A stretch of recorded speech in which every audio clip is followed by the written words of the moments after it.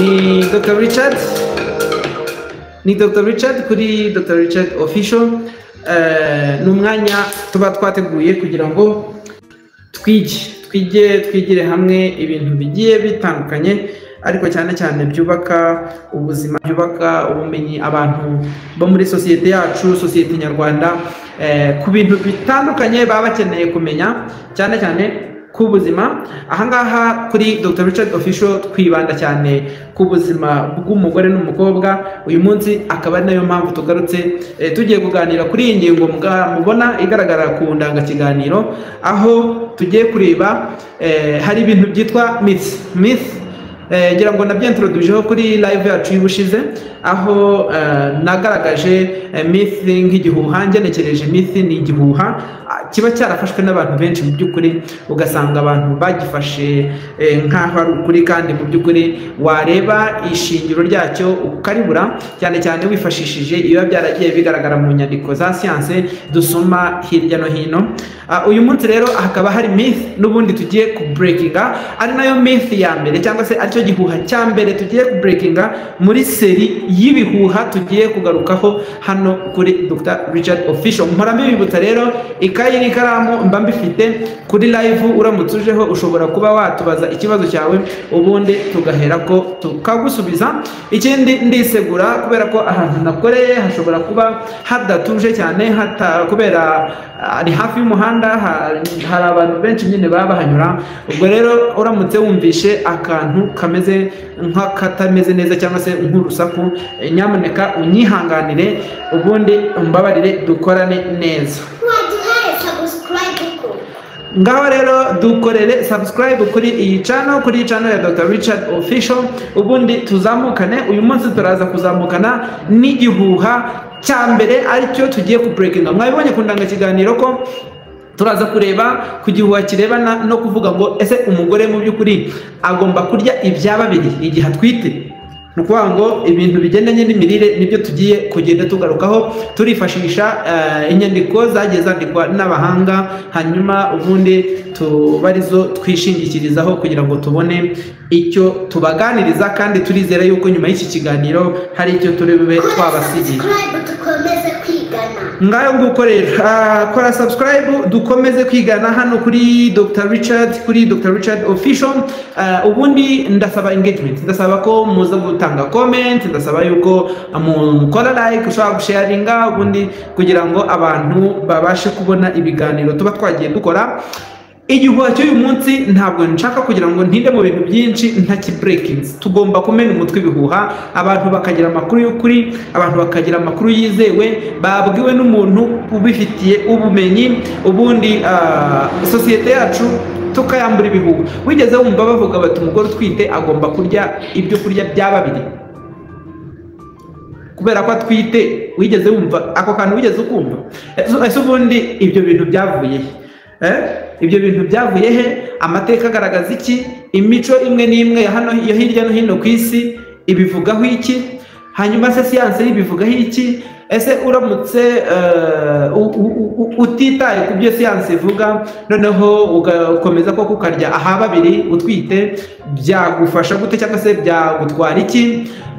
Hanyuma icyo siyanse tugiramo inama gukora ni iki? Ubundi mu by'ukuri umuntu utwite aba agomba kwiyongera ibiro bingahe? Kubera ko n'ubundi mu biteganyijwe hari ibiro umuntu utwite aba agomba kwiyongera. Turaza kubigarukaho rero mu ncamake, ubundi dukomeze turebe icyo twakwigira kuri iyi video breakinga iki gihuha.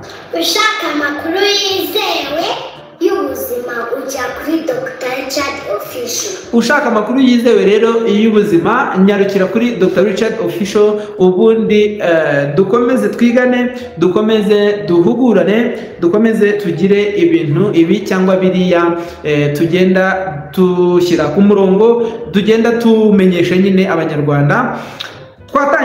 Twatangiye ubundi ntabwo mu by'ukuri ndi butangire wenda mbabwiye icyo siyanse ivuga, ariko ndagira ngo ngaruke inyuma gatoya mu mateka. Iki kintu cyo kurya aha babiri igihe utwite cyakomotse hehe? byari kera mu bihe wasangaga mu byaro ibi na biriya hari inzara, abantu batabasha kweza neza, abantu badafite imyaka ihagije, badafite ibibatunga.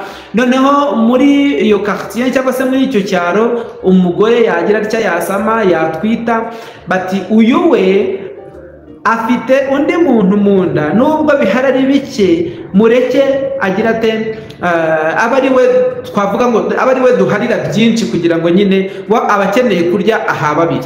Akenshi icyari kigamijwe ntabwo literaroma ari ukuvuga ngo uwo mugore yagombaga kurya aha babiri, ntabwo yagombaga kurya ibyo kurya by'abantu babiri koko, nk'uko abantu bagiye uko byagiye nyine bikomeza, abantu bagiye babifata nk'aho ari ihame koko niba umugore yaryaga isahani imwe mbere y'uko atwita, munsi yamenye ko yasamye agomba kurya amasahani abiri. Ntabwo aricyo bivuze.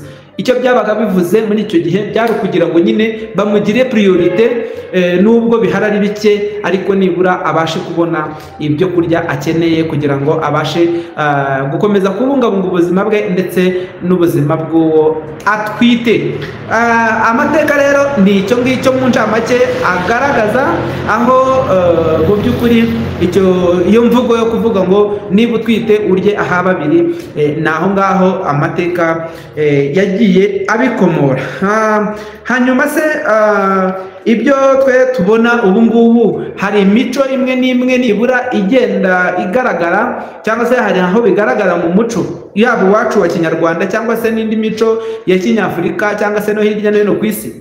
Nibyo koko hari ahantu henshi hatandukanye bagiye bafite imico itandukanye, aho umubyeyi utwite abantu bakabimenya ko atwite iyo utariye cyane rwose ngo wiyongere ugwa ivutu, abenshi nyine batangira kukunyega bati uyu muntu ntabwo yitaye ku mwana, uyu mwana se yamusamye atabishaka, inda yayisamye atabishaka, ugasanga biteje intugunda, biteje impagarara cyane ko ariko umuco wabo uba ubyemera. Hakaba rero n'ababyeyi nabo nyine biba byarinjiyemo, akumva ko rwose niba agiye kurya mu bitekerezo bye agomba gutekereza no ku mwana. Nyine gutekereza ku mwana rero bigasobanuka ko nyine agomba kurya yihata kugira ngo abashe kubona n'ibitunga wa mwana. Ese koko nibyo? Ese koko nibyo bintu bikenewe? Ubundi siyanse ivuga iki? Ivuga iki ku bigendanye cyane cyane n'ibigendanye n'imirire? Ese umubyeyi ubundi utwite aba agomba kwiyongera ibiro bingahe igihe atwite? Ese igihe uriye bikabije ubundi byakugiraho izihe ngaruka? Izo ngaruka nizo tugiye kugenda tureba gake gake. Mu by'ukuri rero mu by'ukuri mu gihembwe cya mbere cyo gutwita, ukuvuga ngo amezi hagati y'amezi 3 n'8 ya mbere yo gutwita, buriya mu byo kurya cyangwa se mu ngano y'ibitera cyangwa se y'imbaraga umuntu yinjiza mu mubiri abikuye mu byo yariye, mu gihembwe cya mbere buriya nta kindi na kimwe uba ukeneye kongeraho. Ndaza kubabwira ngo ese ubundi umugore moyenne ubundi yakagombye kurya ibyo kurya byinjiza kilokalori zingahe? Ngo imbaraga nyine cyangwa se imbaraga ziva mu byo twariye ubundi zibarwa mu buryo bwa siyanse, zibarwa muri kilokalori. Ubundi umugore yinjiza kilokalori zingahe ku munsi igihe adatwite? Mu gihembwe cya mbere hakiyongeraho zingahe? Mu gihembwe cya kabiri hakagombye kwiyongeraho zingahe? Mu gihembwe cya gatatu ari nacyo cya nyuma umwana akavuka hakagombye kwiyongeraho zingahe? Ni ukuvuga ngo rero ubundi igihe umugore adatwite yakagombye nibura kwinjiza cyangwa se kurya ibimuha imbaraga zihwanye na kilokalori 2000 ku munsi. Ibyo bituruka mu bushakashatsi bwasomwe muri Journal ya American College of Obstetrics and Gynecology, ndetse byanashimangiwe n'umuryango w'abibumbye wita ku buzima OMS cyangwa se WHO, aho umugore ubundi yakagombye kurya ibyo kurya bikabakaba cyangwa se biri around kilokalori 2000 ku munsi. Iyo bavuze rero ngo umugore utwite yakagombye kurya ha babiri, ubwo mu yandi magambo literaroma baba bashatse kuvuga ngo umugore utwite yakagombye kurya akinjiza kilokalori zihwanye n'4000 ku munsi. ariko mu by'ukuri ntabwo umugore utwite akeneye izo kilokalori zose. Iyo yihase kurya atyo akenshi ibyo kurya aba byangije, ikindi aba yiteje ibibazo bishobora kumugiraho ingaruka yaba we ubwe ndetse n'uwo atwite. Ubwo rero urumva ko ntabwo ari ngombwa rwose yuko yakagombye kongera ibyo arya ngo abikube kabiri igihe atwite, kuko icyo ni ikinyoma, nta kuri kurimo. Ni ukuvuga ngo mu gihembwe cya mbere rero nk'uko nari nigeze kubikomozaho, nta kilokalori n'imwe aba agomba kongera kuzagomba kurya cyangwa se kuzagomba kubona mu gihe yariye. Ubwo ni ukuvuga ngo n'uwa ngo akomeza agirwa inama yo gukomeza nyine kurya uko yari asanzwe arya.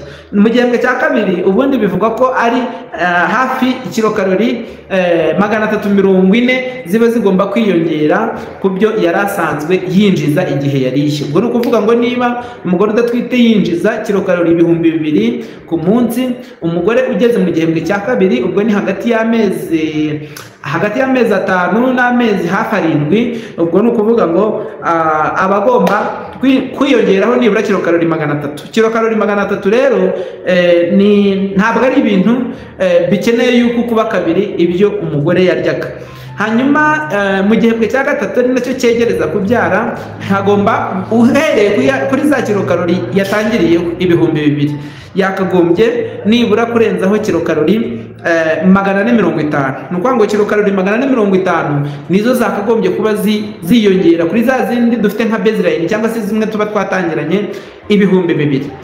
Ngayo nguko rero urumva ko mu by'ukuri nta mpamvu ihari yo kugira ngo ukube kabiri cyangwa se ube wamuha kilokalori zigeze ku 4000 nk'uko twabibonye. Hanyuma ikindi ugomba kumenya ni uko buriya umugore utwite ikintu akeneye ntabwo ari kantite. Umugore utwite ikintu akeneye ni kalite kurusha kantite. Muri yangana ndabona n'imvura nayo itangiye kubizana, ushobora kuza kumva video yacu ijemo amakaraza y'imvura, ntugire ngo ni ikindi, ni uko nyine twashatse kugira ngo tuyikomeze, ariko n'imvura iri gukubita ku mabati. Muri yangana dukomeze. Ushaka amakuru yizewe Alright, so ubwo rero nk'uko nari maze kubivuga, umugore utwite icyo akeneye ntabwo ari kantite ahubwo ni kalite. Kalite rero ni ukuvuga iki? Ni ngo ibyo umugore utwite arya biba bigomba kuba bigizwe n'ibi bintu bikurikira.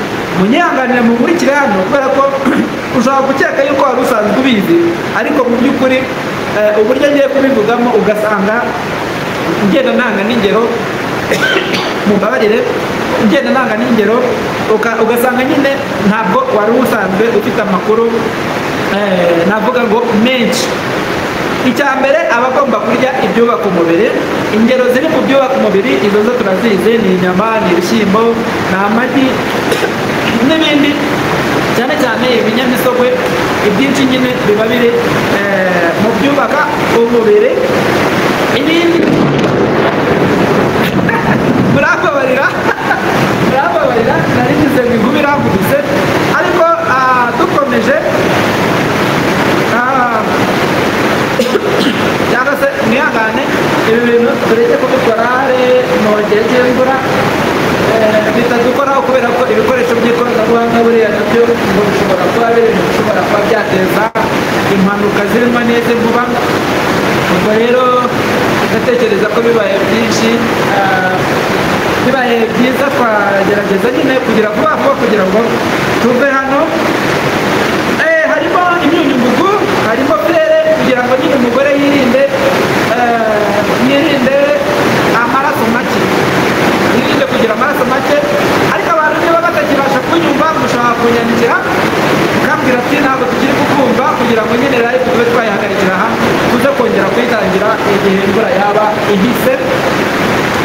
Ikindi ni imyunyungugu irimo za kalisiyumu, vitamine D. Ibi ngibi tubikura kenshi mu mata, cyangwa se iyo myunyungugu nyine yaragiye yongerwa mu byo kurya nyine turya mu buzima bwacu bwa buri munsi. Ibindi ni acide folique. Acide folique iyi ngiyi irafasha cyane mu rwego rwo kugira ngo hirindwe nyine ibibazo by'urutirigongo, cyane cyane kuri rwa ruhinja ruba rukiri kwirema. hanyuma iva hehe rero? Iva cyane cyane mu mboga rwatsi, ni ukuvuga ngo amasombe, za dodo n'ibindi nyine, imboga rwatsi za epinari, imboga rwatsi nyine zitandukanye abantu dukunda gukoresha. Ibindi ni ibyo tuzi nka omega 3 cyangwa se omega 3 dumarire. Omega 3 akenshi izi ngizi zifasha nyine mu kugira ngo ubwonko bukomeze buzamuke cyangwa se ubwonko bukomeze butere imbere, ubwonko bukomeze bukure neza. Izi ziva rero, izi nta handi ziva uretse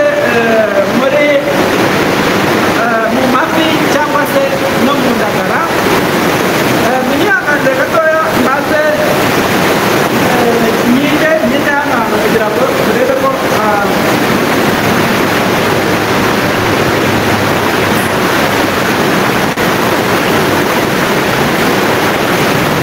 alright, so nagarutse rero twagiye noneho rero iyo wizeye kiriya gihuha ingaruka ziba izihe?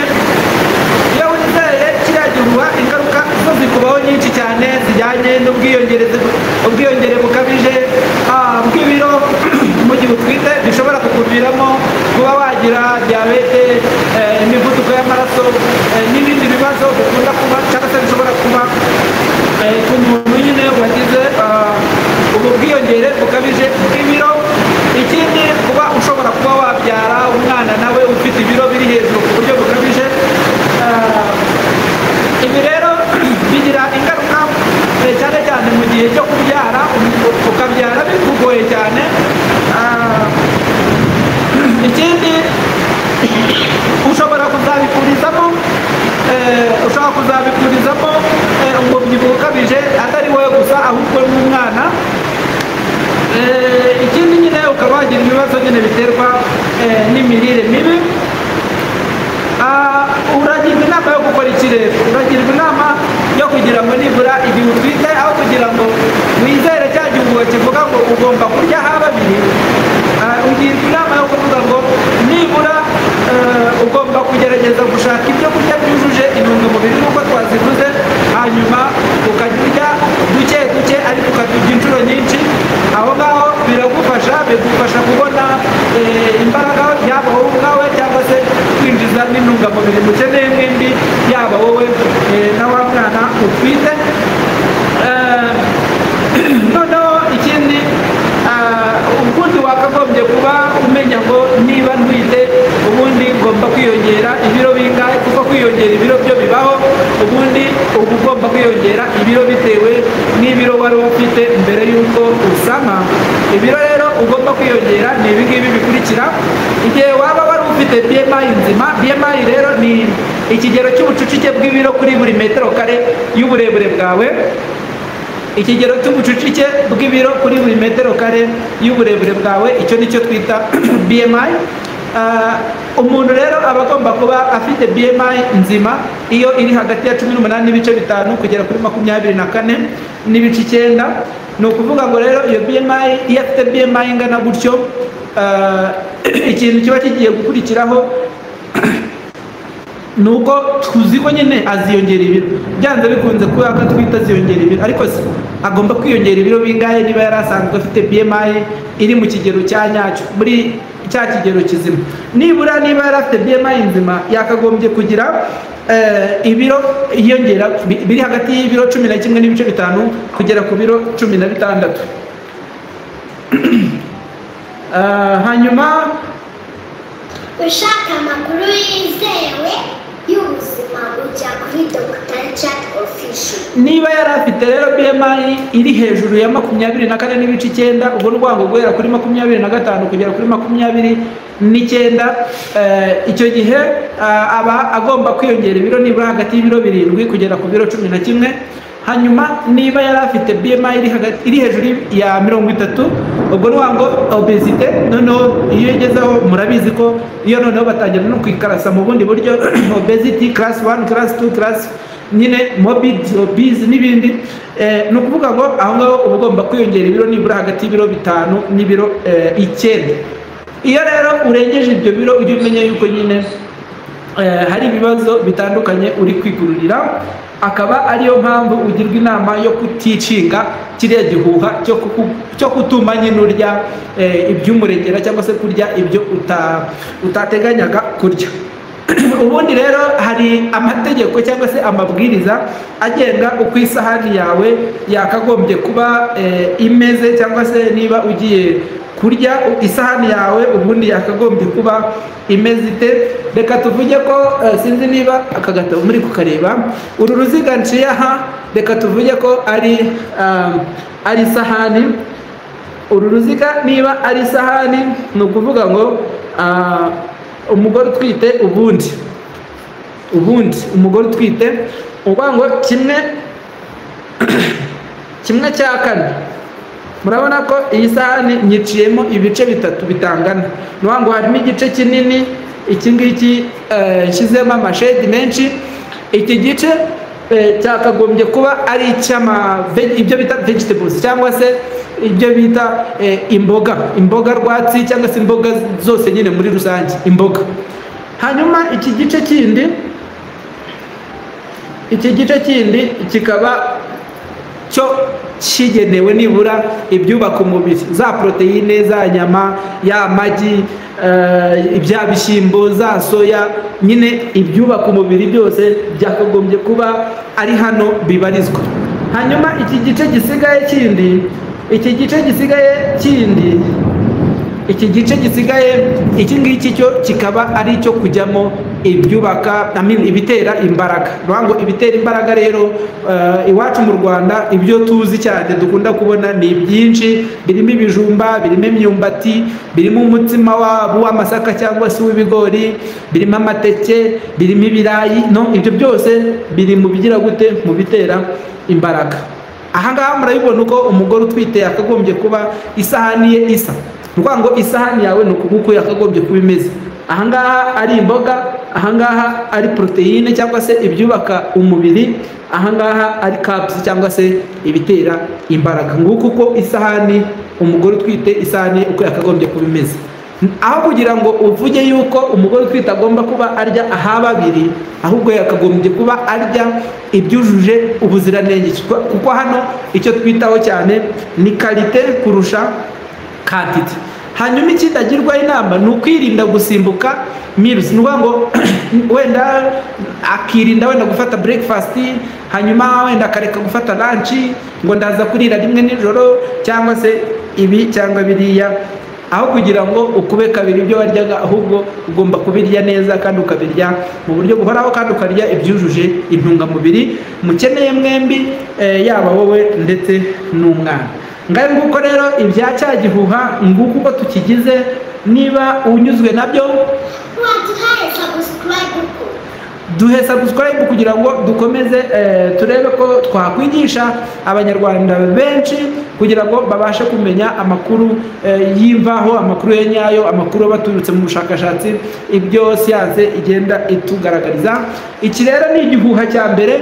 Buriya tuba twaragiye tubona ibihuha byinshi cyane, none icyo natwe dukora ni ukwisunga siyanse, tukareba icyo abasiyantifike cyangwa se abantu bakoze ubushakashatsi baba baragiye bageraho. Hakaba ari byo rero bidufasha kugira ngo tubashe kuba twagera ku makuru nk'aya ngaya tubagejejeho. Nk'uko twabibabwiye, twisunze American College of Obstetrics and Gynecology, ndetse twisunga n'umuryango w'abibumbye wita ku buzima ariwo OMS, kugira ngo baduhe amakuru tubagejejeho. Ntabwo ari ugukora subscribe gusa, nyabuneka ushobora no kugira gutya ukaba waduha comment kugira ngo ibintu turusheho kubinoza, turusheho kubikora neza, bise neza, mubikunde, ubundi turusheho kubaka umuryango twifuza. Ushaka amakuru yizewe y'ubuzima ujya kuri Dr. Richard Official. ngayo nguko rero jya kuri Dr. Richard Official, ushobora gufata nk'iyi video ukaba wayisangiza abantu bawe mu mbuga nkoranyambaga zawe, ubundi abantu ikabageraho ari benshi. Hanyuma ikindi ntari nasoza, nifuza ko niba utangiye video nk'iyi nyaboneka biba byiza ko uyireba ukayirangiza, kuko ibintu tuba tugiye kuvugiramo aba ari ingenzi, aba ari ibintu bifite umumaro ku buzima bw'umuntu. Ushobora kuba wenda atari ubwawe, ushobora kuba uti ngenda umugabo sintwite ariko wenda uzatera inda, cyangwa se ukaba ufite mushiki wawe cyangwa se undi muntu muziranye ushobora kuba atwite, ugomba kumuha aya makuru kugira ngo arebe ko nyine nawe hari ikintu yamumarira. Icyo tugamije ntabwo ari views nyinshi, ariko icyo tugamije ni uko umuryango ugira abantu bafite ubumenyi kandi ubumenyi bufite ireme. Aha rero ni kuri Dr. Richard, ngewe nkaba ndi Dr. Richard. Ubundi munyemerere sinze gutinda cyane, ubundi dusubikire ahangaha tuze kongera guhura tuganira ku gihuha cya kabiri nimugoroba ku isaha ya saa moya ku masaha y'i Kigali mu Rwanda. Turaza guhura tuganira ku gihuha cya kabiri. Ibihuha birahari hanze aha n'abantu mwe, ibihuha ni byinshi, ariko ni twebwe bo kugira ngo tungamo itoroshi ubundi tubisenye cyangwa se tubihagarike. Kugira ngo tubihagarike rero tugomba kwifashisha amakuru y'ukuri, amakuru y'impamo, amakuru natwe tuba twakuye ahantu hizewe, ubundi tukabasha kubigendanamo neza. Yiduhe rwose, iyo subscribe turayikeneye kugira ngo umuryango wacu ukomeze uzamuke. Murabizi ko dufite intego y'uko nibura mu mpera z'uyu mwaka, ku bunane bw'umwaka tugiye kwinjiramo mu mezi make ari imbere, tugomba kuba nibura dufite abasubscribers 10,000. Ntabwo tugaye aba dufite, turabashimira cyane kuko 4,000 birenga ntabwo ari abasubscribers bakeya, ariko twifuza yuko umuryango wacu wagombye gukura kurushaho, noneho kugira ngo tubashe no kugera nyine ku bantu benshi batandukanye tubaha amakuru yibanze. Ikindi mbere yuko ngenda ndagira ngo mbahamagarire kuzakurikira ibiganiro byacu bigiye gutangira kuza mu minsi iri imbere, aho tuzaba tuganira ibintu byinshi cyane cyane byerekeranye n'indwara z'amagufa, cyane cyane mu badamu. Ubwo dushobora kugaruka ku badamu batwite, abadamu bafite kanseri cyangwa ziriya, ubundi tukareba ni ubuhe bumenyi ku byerekeye amagufa cyangwa se ubumenyi ku gikanka twakagombye kuba tuzi. ubwo n'ubwo ngo abarimo amagufa maremare, amagufa matoya ariyo twibandaho, ariko cyane cyane y'umugore, umugore utwite cyangwa se n'umugore wundi uwo ari we wese, ariko cyane cyane twibanda ku mugore nk'uko kuri Dr. Richard Official dusanzwe tubigenza. Ngaho nguko rero muranyemerera si nkomeze gutinda cyane, ngarukira ahangaha buri iminota 30 bariyo. Ntabwo kwiga ari uguhata, ahubwo kwiga ni uguhozaho. Ubundi tuzagaruka cyangwa se turaza no kugaruka uyu munsi ku masaha ya nimugoroba, ubundi turebe ikindi tuza kuganiraho. Murakoze, murakarama, mugira amahoro y'Imana. Ni kuri Dr. Richard Official.